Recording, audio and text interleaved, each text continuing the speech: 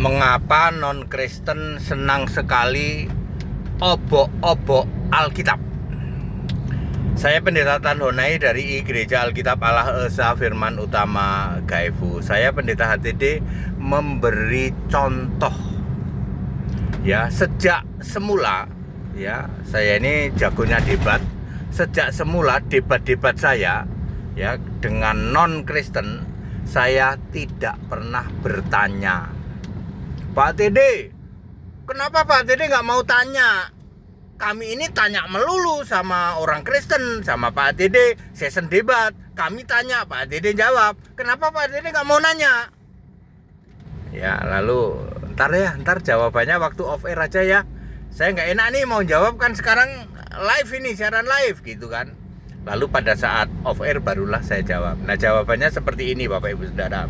Sorry ya bro, mohon maaf ya. Kenapa kami tidak mau tanya terhadap kitabmu? Mohon maaf ya, mohon maaf ya. Ya, kitabmu bukan kitab suci. Loh, Pak Dede, apa alasannya kitab kami bukan kitab suci? Sorry ya bro, sebuah kitab suci harus mutlak ditulis oleh nabi dan atau rasul.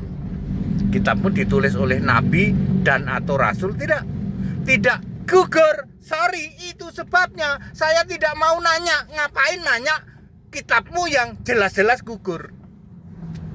Ya seperti itu ya. Dan mereka diem kalau sudah gitu. Iya ya, faktanya memang kitab mereka tidak ditulis oleh nabi dan rasul kok.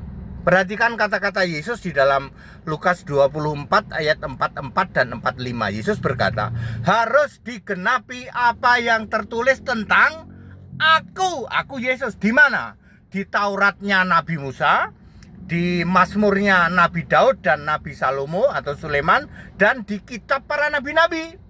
Jadi Yesus berkata perjanjian lama itu kitab yang ditulis oleh nabi-nabi. Lalu Yesus membuka pikiran mereka mengerti kitab suci ayat 45. Jadi clear, sebuah kitab suci mutlak harus ditulis oleh nabi dan rasul. Jadi sekarang kalau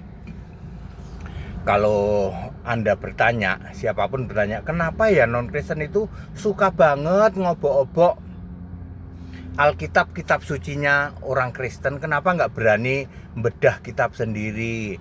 Ya sekarang Anda tahu ya betapa kira-kira rasanya gimana Pak, kalau menyadari nggak bisa bantah bahwa ternyata kitab kita tidak ditulis oleh nabi dan rasul, gugur jadi kitab suci.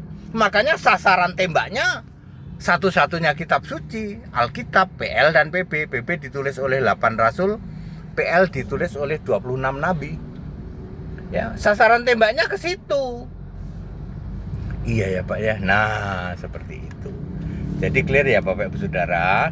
Yang benar sih seharusnya Anda bertanya saja. Ya. Orang-orang yang cerdas ya, sahabat-sahabatku dari non-Kristen yang cerdas, dia cuma nanya, nggak berani membuat kesimpulan. Contoh pertanyaannya begini, Pak Pendeta HTD, waktu Yesus jadi manusia kan Yesus semalam-malaman berdoa kepada Allah. Betul, Lukas 6:12. Itu Allah yang Yesus berdoa menyembah itu siapa ya Pak?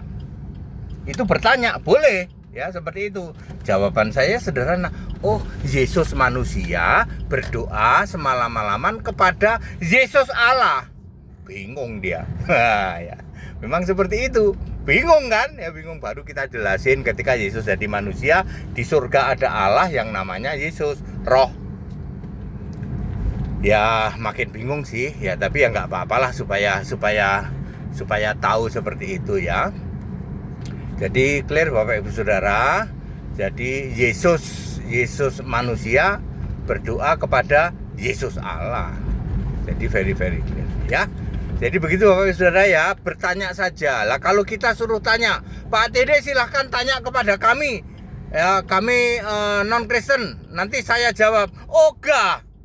Kitabmu aja bukan kitab suci, ngapain nanya?" Astagfirullah, begitu Pak TD. Begitu, nancep Pak, mak jelep. Enggak berkutik. Makanya seperti itu ya. Ya, jadi sudah terjawab ya kenapa mereka sangat suka mengobok-obok Ya harap maklum lah, kan kitabnya gugur ya, baru bisa terungkap itu ya setelah tahun 2000, setelah saya sekolah di The Big One Church ya, sekolah Alkitab Allah Esa. Ya, sebelum itu mah nggak ada orang yang bisa menjelaskan bahwa kitab suci harus ditulis oleh Nabi dan Rasul. Ada yang bisa menjelaskan nggak di seluruh Indonesia? Ada yang bisa menjelaskan begitu nggak? Nggak ada, padahal ayatnya ada. Ya, Lukas 24 ayat 44 45. Ya. Setelah tahun 2000 Allah menunjuk di seluruh dunia ini orang-orang yang paham, yang ngerti Alkitab. Barulah bisa membedakan, barulah ngerti. Oh, kenapa kitab suci harus ditulis oleh Nabi dan Rasul? Yang nggak ditulis oleh Nabi dan Rasul, ya mohon maaf, bukan kitab suci. Very clear. Kita Indonesia, kita Pancasila, toleransi harus. Sudahlah, imani saja kitabmu. Meskipun kitabmu ya gugur, ya nggak apa-apa, imani saja. Anda tanya boleh, ya. Tanya ke kami orang Kristen, ya toh. Ya, tapi jangan suruh kami nanya ke kitab Anda. Ya sorry lah bro. Ya, kita Indonesia, kita Pancasila, haleluya, toleransi harus. Amin.